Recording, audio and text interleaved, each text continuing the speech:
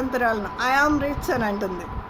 మన బైబిల్ గ్రంథంలో రిచ్నెస్ గురించి ఎన్నో విషయాలు చెప్పబడి ఉన్నాయి. ఎఫెసీ పత్రికలో మనకు తెలిసినటువంటి 1:7 వచనంలో 1:7 చదవండి దయచేసి. ఎఫెసీ పత్రిక 1:7లో ఆయన కృపా మహదైశ్వర్యమును బట్టి అని ఉంటుంది. చూడండి మనకి ఎంత ఐశ్వర్యాన్ని దేవుడు మనకు అనుగ్రహిస్తున్నాడో. ఐశ్వర్యం గురించి కొన్ని మాటలు చదువుకుని మళ్ళీ భాగ్యవంతురాల దగ్గరికి మరలా తన యొక్క క్యారెక్టర్ దగ్గరికి వెళదాము. 4వ వచనం నుంచి చదవండి ఎవరైనా. 1:4 ఎఫెసీ. ఎట్లనగా తన ప్రియని యందు తాను ఉచితముగా మనకు అనుగ్రహించిన తన కృపా మహిమకు కీర్తి కలుగునట్లు తన చిత్త ప్రకారమైన దయా సంకల్పము చొప్పున యేసుక్రీస్తు ద్వారా తన కుమారులనుగా స్వీకరించుటకై మనలను ముందుగా తన కోసము నిర్ణయించుకొని మనము తన ఎదుట పరిశుద్ధులమును నిర్దోషులమునై ఉండవలెనని జగత్తు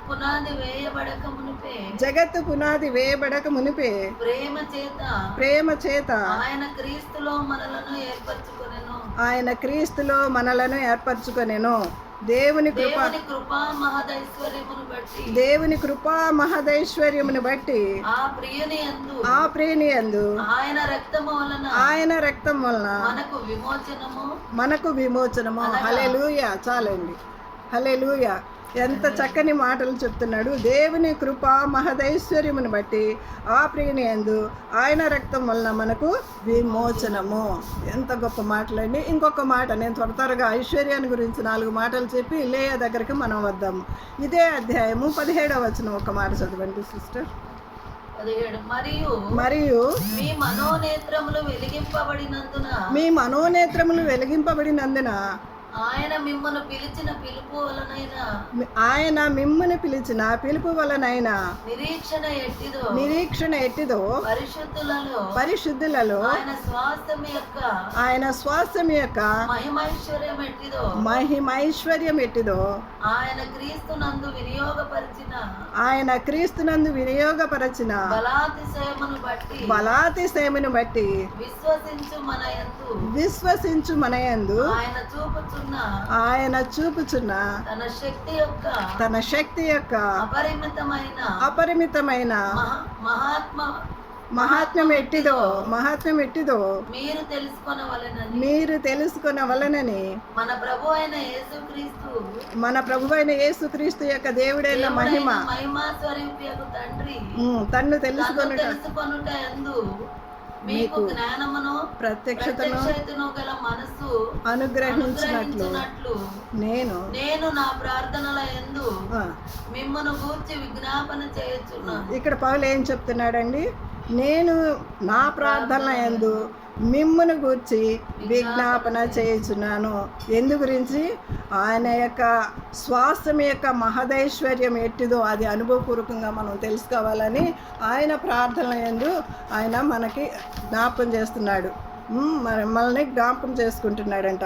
ఇంకొక మాట 3వ అధ్యాయము ఐశ్వర్యం గురించి. నేను భాగ్యవంతురాలను లేయా అంటుంది కదా. ఆమె ఎంత భాగ్యవంతురాలో దేవునిలో. ఈ లోక సంబంధమైన భాగ్యం గురించి నేను మాట్లాడలేదు, పర సంబంధమైన భాగ్యం గురించి మాట్లాడుతున్నాను.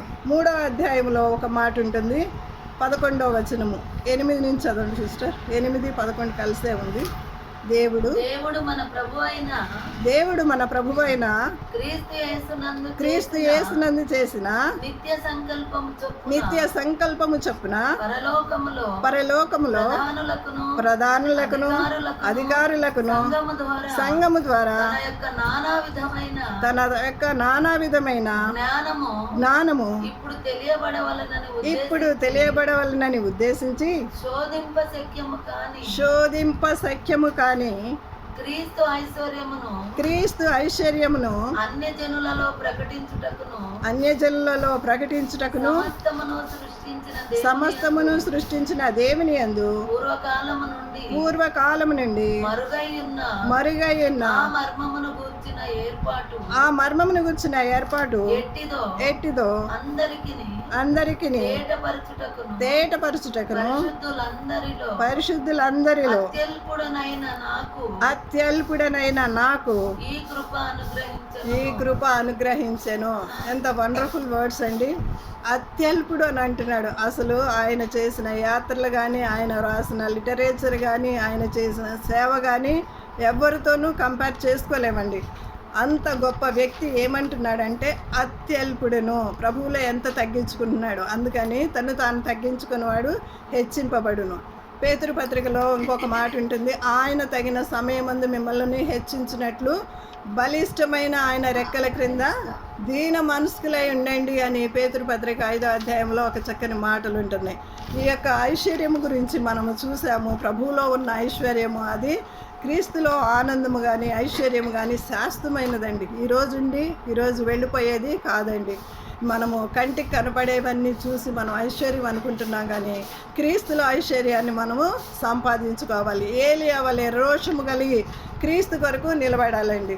అవునా? ఇంకా కొంచెం ఆదికాండము లేయా దగ్గరికి వద్దామండి. ఆదికాండంలో లేయా దగ్గరికి వద్దాము. ఆమె యొక్క బాధను దేవుడు జ్ఞాపకం చేసుకున్నాడంట. లేయా యొక్క బాధను. లేయా రాహేల్ను మనం చూసినట్లయితే మనకు తెలిసినటువంటి స్టోరీనే ఇది. లేయా గురించి రాహేలు గురించి మనం చూసినట్లయితే లేయా గురించి పరిశుద్ధాత్మ దేవుడు ఏమంటాడంటే జబ్బు కళ్ళది అని అంటాడు. రాహేలు గురించి ఏమని రాస్తాడంటే ఆమె బహు సౌందర్యవతి. రెండు టైటిల్స్ ఇస్తాడు. షారా గురించి ఆమె సౌందర్యవతి, మిక్కిలి సౌందర్యవతి అన్నాడు. ఆమె కోడలైనటువంటి రిబ్కా గురించి మిక్కిలి చక్కనిది అన్నాడు. ఆమె కోడలైనటువంటి రేచల్ గురించి ఇంకొక ఎక్స్ట్రా మాటలు దేవుడు పరిశుద్ధాత్మ దేవుడు ఆమె యొక్క అందాన్ని చూసి పరిశుద్ధాత్మ దేవుడు ఇంకొక టైటిల్ ఇచ్చాడు. రెండు చూద్దాము. 29వ అధ్యాయము 17వ వచనము చదవండి. లేయా జబ్బు కళ్ళది గలది, రాహేలు రూపవతి అయి సుందరి అయి ఉండెను. చాలు. రాహేలు ఎలా ఉందండి? రూపవతి ఒక్కటి అని అంటే సరిపోతుంది కదా, సుందరి అని కూడా అంటున్నారు. యేసు ప్రభుకి ఎంత ముచ్చట అంటే దేవునికి ఎంత ముచ్చట కలిగిందో ఆమె యొక్క అందాన్ని చూసి. అందుకని పరిశుద్ధాత్మ దేవుడు 2 టైటిల్స్ ఇచ్చాడు. ఏమని ఇస్తున్నాడు?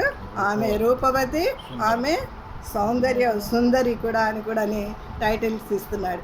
ఈమె ఇంత బ్యూటిఫుల్గా ఉంటే వీళ్ళ అక్క జీవితం మనం చూసినట్లయితే బయట అపీరెన్స్ ఆమె సరిగా బాగాలేదనుకుంటా.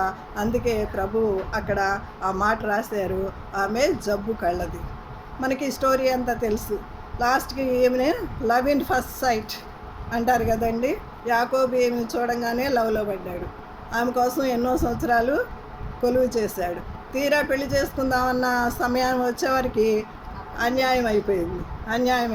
ఎంత విడవబడిందంటే లేయా గురించి మనం ధ్యానించినట్లయితే ఆమెకున్నటువంటి ప్రాబ్లము ఇంకా ఎవ్వరికీ ఉండకూడదండి. భార్య అన్నవాళ్ళు, స్త్రీలు అన్నవాళ్ళు ఏదైనా భరిస్తారు, కానీ ఇలాంటి రిలేషన్ మాత్రము భరించలేరు. ఇలాంటి బ్యాడ్ రిలేషన్స్ ఉంటే కానీ, లేకపోతే ఇద్దరు భార్యలు ఉంటే కానీ ఒకళ్ళు ద్వేషించటం, ఒకళ్ళని ప్రేమించడం, ఇది మాత్రము చాలా భరించలేనిది అనమాట. హన్నా విషయంలో మనం చూసినట్లయితే అక్కడ హన్నా తన వైరియగు పెనిన్నా చేత ఎంతో హింసలు బాధలు పడుతూ ఉంటుంది. కానీ భర్త చాలా మంచివాడు, ఎంతో చక్కగా ఆదరిస్తూ ఉంటాడు. కానీ ఇక్కడ భర్త ఏమాత్రము లెక్క చేయట్లేదు, దగ్గర కూడా రావట్లేదు. ఒకానొక పరిస్థితి వచ్చినప్పుడు ఆమె ఏమంటుందంటే ఒక ఫ్రూట్ ఇచ్చి, ఒక పిత్రదాత్ర వృక్షము పండు అని ఉంటుంది బైబిల్లో, ఆ యొక్క ఫ్రూట్ ఇచ్చి ఒక రోజుకి నా భర్తను నేను పొందుకుంటాను అని, నా భర్త దగ్గరికి వెళతాను అని ఆ సాహసం కూడా చేస్తుందండి.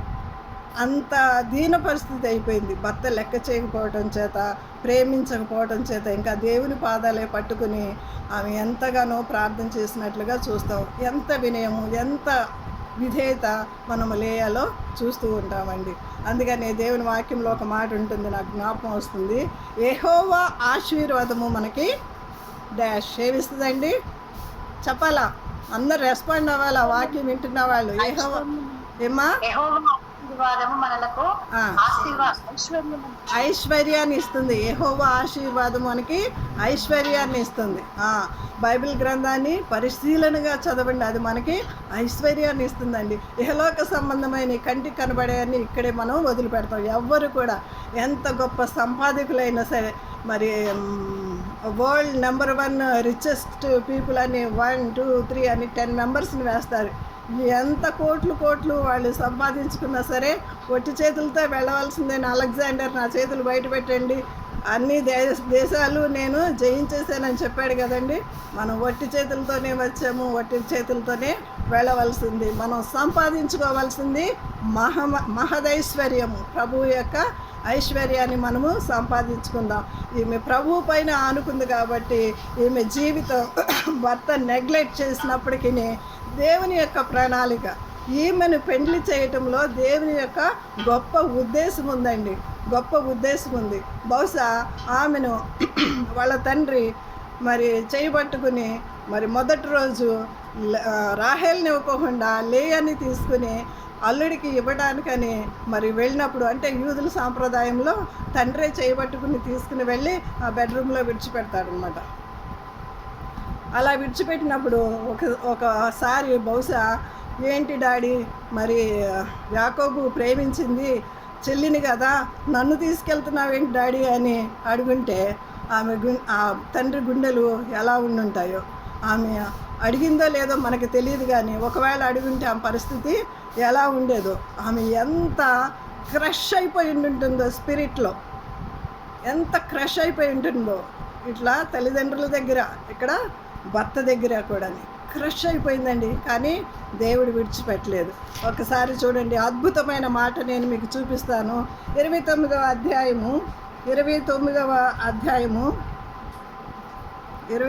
అధ్యాయంలోనే దేవుడు జ్ఞాపకము చేసుకొనేను, లేయాని జ్ఞాపకము చేసుకొనేను అని ఉంటుంది. 31వ వచనం, లేయా ద్వేషించబడుట. 31వ వచనం, చూసి ఆమె గర్భము తెరిచెను, రాహేలు గుడ్రాలై ఉండెను. చాలు. లేయా ద్వేషించబడుట ఎవరు చూశారండి? యెహోవా చూచెను. అద్భుతమైన మాట, అండర్లైన్ చేసుకోండి, మీ బైబిల్లో అండర్లైన్ చేసుకోండి. ఆమె యొక్క దీనస్థితిని దేవుడు చూశాడు, దిగి వచ్చాడు. ఇశ్రాయేలీలు ఆనాడు మొరపెట్టినప్పుడు దేవుడు ఏ విధంగా అయితే దిగి వచ్చాడో, లేయా యొక్క కన్నీరును చూచి దేవుడు దిగి వచ్చాడు. ఈ దినాన్న మన పరిస్థితి ఏదైనా అయి ఉండవచ్చు, మనం ఎవరి కోసం ప్రార్థన చేస్తూ ఉండుండొచ్చు. మన కన్నీటిని వ్యర్థముగా చేసే దేవుడు కానే కాదు, మన కన్నీటిని నాట్యముగా మార్చే దేవుడు మనకున్నాడండి. నాకు చాలా ఇష్టమైనటువంటి మాటలు ఒకసారి నేను మీకు తెలియచేస్తాను. మేము ముగ్గురు అక్క చెల్లెళ్ళము. మా ముగ్గురు అక్క చెల్లెళ్ళ పేరు బైబిల్ గ్రంథంలో ఒకే వచనంలో రాసేసాడు పరిశుద్ధాత్మ దేవుడు. దేవుని యొక్క ప్రణాళిక చూడండి. మా నాన్నగారు మాకు చక్కని మణులు, మాణిక్యాలు, రత్నాలు అని పేర్లు పెట్టారండి. అవి ఎందుకు పెట్టారు నాన్న ఇలాగా మీరు అని మేము అడిగినప్పుడు, పరలోక పట్టణంలో ఆ గుమ్మాలకి ఆ పేర్లు ఉంటాయమ్మా. నాకు చాలా నచ్చింది. నాన్నగారు కూడా చాలా సేవకులు, చాలా వాక్యముని తెలిసిన వారు, చాలా సేవ చేశారు. అయితే నేను వాక్యాన్ని చాలాసార్లు ధ్యానిస్తూ ఉంటాను కదండి. సంవత్సరానికి ఒకసారి కంప్లీట్ చేస్తాను. ఎన్నోసార్లు చదివినా సరే మరలా చదువుతుంటే మరలా కొన్ని విషయాలు క్రొత్తవి దేవుడు ఇస్తూ ఉంటాడండి. మా ముగ్గురు పేర్లు ఇదే ప్లేస్లో రాయబడి, ఒకే వచనంలో రాయబడి ఉంటాయి. ఆ చాప్టర్ అంతా చదువుకున్నట్లయితే ఎంత ఆదరణ వస్తుందంటే, మా ముగ్గురు పేర్లు చూపించిన తర్వాత వాక్య భాగంలోకి వెళదాము. 54వ యెషయా గ్రంథము 54:12. ఎవరైనా తీస్తే త్వరగా చదవండి.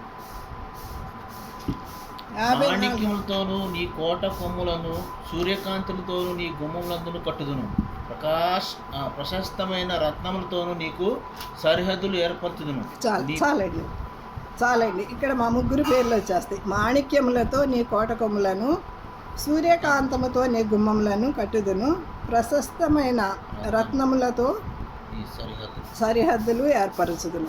ఇంకా మనం ముందుకెళ్ళి చదివినట్లయితే 7వ వచనంలో చదవండి. 7వ వచనం 54 యెషయా గ్రంథము 7వ వచనం. నిన్ను పిలుచుచున్నాడు. స్టాప్. ఓకే. యెహోవా నిన్ను పిలుచుచున్నాడు, నిమిషమాత్రము నేను నిన్ను విసర్జించి విసర్జించి తిని గొప్ప వాత్సల్యంతో నిన్ను సమకూర్చేదను. నిమిషం మాత్రమే దేవుడు మనల్ని విడిచిపెడతాడంటండి. గొప్ప వాత్సల్యముతో నిన్ను సమకూర్చెదను అని అంటున్నాడు. ఇంకొక మాట 10వ వచనంలో చూడండి. 10వ వచనం, అదే అధ్యాయము 10వ వచనం. పర్వతములు తొలగిపోయినను, మెట్టలు తత్తరిల్లులను, నా కృప నిన్ను విడిచిపోదు. తర్వాత సిస్టర్ 11వ వచనం చదవండి. 11. ప్రయాసపడి గాలి వాన చేత కొట్టబడి ఆదరణ లేక ఉన్నదానా, నేను నీలాంజనములతో నీ కట్టడలను కట్టుదును. నిజంగా దేవుడు ఎంత గొప్ప ప్రణాళిక లేయా పట్ల కలిగి ఉన్నాడంటే, యూదా గోత్ర సింహమే ఆయన గర్భంలోంచి, యూదా గోత్రాన్ని కూడా ఆమె గర్భంలోంచి రావడానికి సహాయం చేశారు. మరి ఏమంటున్నాడు? ప్రయాసపడి గాలి వానల చేత కొట్టబడినదానా, ఆదరణ లేక ఉన్నదానా, నీలాంజనములతో నీ కట్టడములను కట్టుదును. నీలముతో నీ పునాదులు వేయుదును. మాణిక్య మణులతో కోటకములను, సూర్యకాంతముతో నీ గుమ్మములను కట్టుదును. ప్రశస్తమైన రత్నములతో నీకు సరిహద్దులు నిర్మించుదును. ఎంత ఆదరణకరమైన మాటలండి, ఇంత ఆదరణకరమైన మాటలు. భర్త ద్వేషించబడినప్పటికీ దేవుడు మాత్రము విడిచిపెట్టలేదండి. మనకన్నిటినీ తుడిచే దేవుడు, మనల్ని ఆదరించే దేవుడు, మన ముది వచ్చే వరకు ఎత్తుకునే దేవుడు, చంకబెట్టుకునే దేవుడు, ఆయన అరచేతుల్లో మనల్ని చెక్కుకునే దేవుడు మనకున్నాడండి. ఇంత గొప్ప ఆదరణకరమైన మాటలు ఎక్కడ దొరుకుతాయండి? మనం దేవుని సన్నిధికి వచ్చినప్పుడే దొరుకుతాయి. ఇంకా ఒక మాట చదువుకుందాం. మొదటి కుమారుని కని ఆమె ఏం పేరు పెట్టింది ఒకసారి చదవండి. ఈ 29వ అధ్యాయం మాత్రం మీరు వదిలిపెట్టొద్దు. 32వ వచనం, 29, 32. లేయ గర్భవతి కుమారుని కని యెహోవా నా శ్రమ చూసినాడు గనుక నా పెనిమిటి నన్ను ప్రేమించుచున్నాను కదా అని అనుకొని అతనికి రూబేన్ అని పేరు పెట్టింది. చాలండి. ఏమంటున్నారు ఇక్కడ? లేయా గర్భవతి కుమారుని కని. ఆ పై వచనంలో మనం చూసినట్లయితే, పైన లైన్లోనే చూసినట్లయితే రాహేలు గొడ్రాలై ఉండెను. దాని వెంటనే లేయా గర్భవతి కుమారుని కని యెహోవా నా శ్రమను చూచి ఉన్నాడు గనక నా పెనిమిటి నన్ను ప్రేమించును కదా అనుకొని అతన్ని రూబేను అని పేరు పెట్టాను. ఇక నుంచన్నా నా చక్కని కుమారుని ఇచ్చాను కదా, ఇక నుంచన్నా నా భర్త నన్ను ప్రేమిస్తాడు అని అనేసి ఆమె ఎంత అనుకుందో. అనుకొనేను అనే మాట గురించి నేను చాలాసార్లు మాట్లాడుతూ వచ్చాను. బైబిల్లో అనుకొనేను అనే మాటలు మనసులో మనం కూడా ఎన్నో అనుకుంటామండి. అనుకున్నాయన్నీ జరగవు, చాలా ఉల్టా అయిపోతాయి. దేవుని ప్రణాళిక వేరు, మన తలంపులు వేరు. అందుకే యెషయా గ్రంథంలో ఒక చక్కని మాట ఉంటుంది. మీ తలంపులు నా తలంపుల వంటివి కావు, మీ ఉద్దేశాలు నా ఉద్దేశాలు వంటివి కావు. భూమి కంటే ఆకాశం ఎంత ఉన్నతముగా ఉన్నదో నా యందు భయభక్తులు గల వారి పట్ల నా యొక్క ప్రణాళిక అంత ఉన్నతముగా ఉందని దేవుని వాక్యము సెలవిస్తుంది. ఇంక నుంచన్న నా భర్త ప్రేమిస్తాడు అని అనేసి అతనికి రూబేన్ అని పేరు పెట్టింది. 33వ వచనం చదవండి. ఆమె మరలా గర్భవతి కుమారుని కని నేను దేశింపబడి తినని సంగతి యెహోవా విన్నాడు గనుక ఇతని కూడా నాకు దయచేసాననుకొని ఇతనికి షిమ్యోన్ అని పేరు పెట్టింది. ఇప్పుడు కూడా మళ్ళీ అనుకుంది. ఫస్ట్ కుమారుడు పుట్టినప్పుడు ఏమనుకుంది? నన్ను ఇక్కడి నుంచి నన్ను ప్రేమిస్తాడు కదా నా భర్త అని అనుకుంది. దేవుడు ఏమనుకున్నాడు? యెహోవా నా శ్రమను చూచి ఉన్నాడు అని అనుకుంది. చూచాడు, దేవుడు నా శ్రమను చూచాడు అనుకుంది. రెండవ కుమారుని కన్నప్పుడు విన్నాడు అనుకుంది. జాగ్రత్తగా మీరు ఆ వచనాలు గమనించినట్లయితే మొదట దేవుడు నా యొక్క శ్రమను చూచాడు అనుకుంది, ఇప్పుడు విన్నాడు అనుకుంది. మరి రెండవ కుమారుని కొని షిమ్యోను అని పేరు పెట్టి అయినప్పటికీ ఏమాత్రము ప్రేమ చూపినట్లు మనం చూడలేదు. యాకోబు ఇంకను ఆమెను దగ్గరికి తీసుకోవట్లేదు. ఏ భార్య కన్నా కావాల్సింది ఏంటండి? ఏ భార్య కన్నా కావాల్సింది పెద్ద పెద్ద నెక్లెస్లు వేసేసి ఒక కారు రాసి ఇచ్చేసి ఒక ఇల్లు రాసి ఇచ్చేస్తే చాలా హ్యాపీ అయిపోతుందా? దూరంగా పెట్టేసి ప్రేమతో హత్తుకుంటే అంతే చాలండి. ప్రేమతో పక్కన కూర్చుని ఆఫీస్ నుంచి వచ్చిన తర్వాత ముచ్చట్లు చెప్తే అంతే చాలు. మా హస్బెండ్ ఆఫీస్ నుంచి వచ్చిన తర్వాత చాలాసార్లు స్నానం చేసేసి వచ్చి ముచ్చట్లు చెప్తూనే ఉంటారు నాన్ స్టాప్గా చెప్తూనే ఉండేవారు. కాసేపు ఆయన చెప్పనిచ్చిన తర్వాత నేను ఆ దినమంతా దేవుని వాక్యాన్ని ఎలా సంపాదించుకున్నాను, దేవుడు ఏ విధంగా నాతో మాట్లాడాడు, అవన్నీ నేను చెప్పేదాన్ని అనమాట. కొంతసేపు అట్లాగా ఈవినింగ్ పిల్లలు ఆడుకుని వచ్చే వరకు 1/2 అవర్ 1 అవర్ టైంలో మేము ఇది చేసేవాళ్ళం అనమాట. దేవుని మహాకృపను బట్టి, దేవుని మహాకరికిరాన్ని బట్టి దేవుడు ఇప్పటివరకు మమ్మల్ని సంతోషముగాను క్షేమముగాను ఉంచాడు. కానీ ఇక్కడ మనం లేయాన్ని చూసినట్లయితే అలా ఎప్పుడైనా భర్త నా దగ్గరకు వస్తాడేమో, భర్త నన్ను దగ్గరకు తీసుకుని ఎంత అలమటించిందో, ఆశకొనిందో, తప్పించిందో ఆ ప్రేమ పొందుకోవడానికి చాలా తిప్పలు పడిందండి. కానీ ఆ ప్రేమ దొరకలేదు. ఇంకొక కుమారుని కంటే సిస్టర్ మీరు చదవండి 34వ వచనం. ఆమె మరలా గర్భవతి అయి కుమారుని కని తుదకు ఈసారి నా పెనిమిటి నాతో హత్తుకొని ఉండును, అతనికి 3 కుమారులను కంటిననుకొనెను, అందుచేత అతనికి లేవి అని పేరు పెట్టాను. హల్లెలూయా. లేవి అని అంటే లేవి గోత్రం ఎవరిదండి చెప్పాలా? ఎవరన్నా? అహరోను యాజకులు వచ్చినటువంటి గోత్రము. ఇంకా చెప్పాలా మిగతా వాళ్ళు? లేవి గోత్రం నుంచి ఎవరెవరు వచ్చారు? అహరోను కరెక్టే చెప్పారు. ఇంకా చెప్పాలా? Very good. ఇంకా ఆన్లైన్లో ఉన్న వాళ్ళు చెప్పాలా? లేవి గోత్రంలో నుంచి ఎవరు వచ్చారండి? మిరియాము వచ్చారు, అమ్మ చెప్పారు. మోషే కూడా వచ్చారు. మోషే కూడా వచ్చారండి. సిస్టర్ మీరేమన్నారు? కాదండి. అయితే ఈ మోషే అహరోను కుటుంబం అంతా కూడా లేవి గోత్రా నుంచి వచ్చిన వాళ్ళే.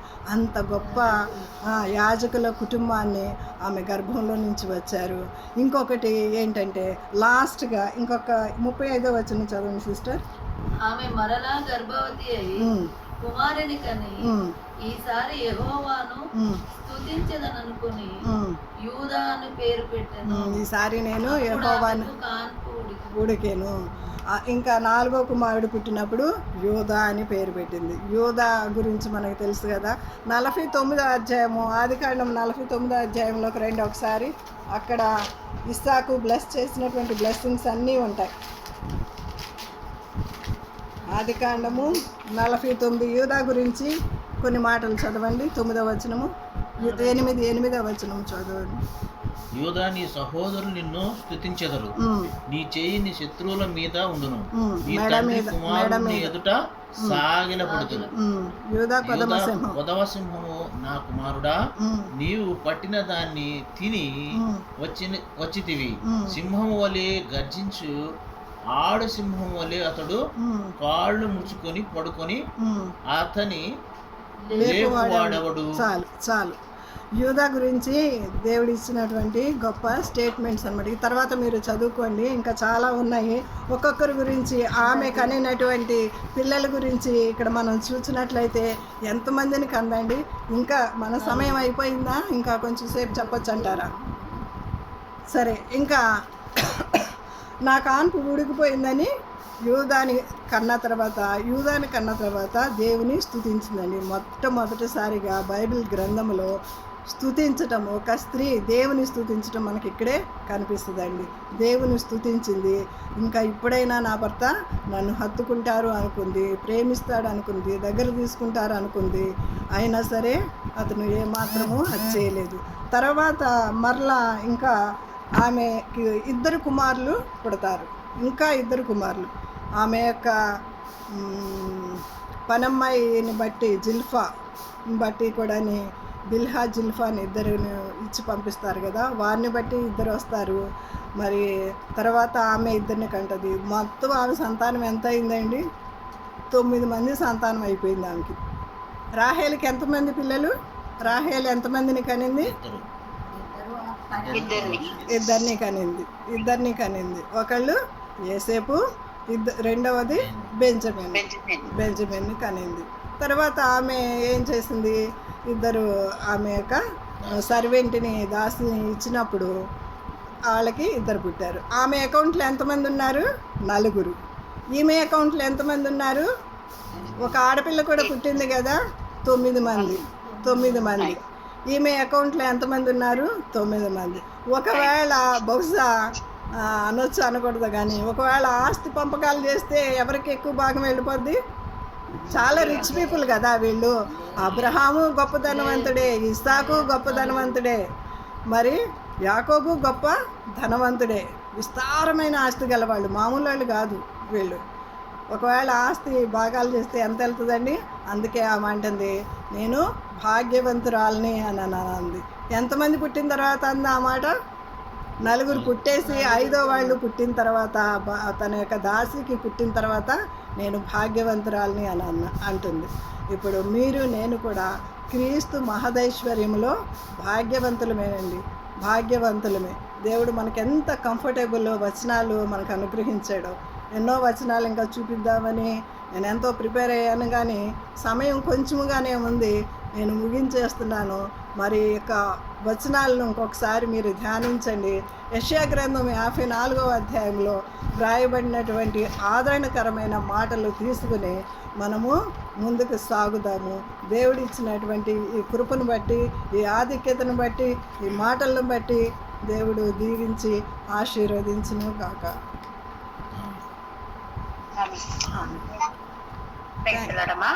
చక్కటి వాక్య సందేశం ఈ దినమున మరి అక్క చెల్లెళ్ళు రాహేలు లేయాను బట్టి అమ్మగారు చాలా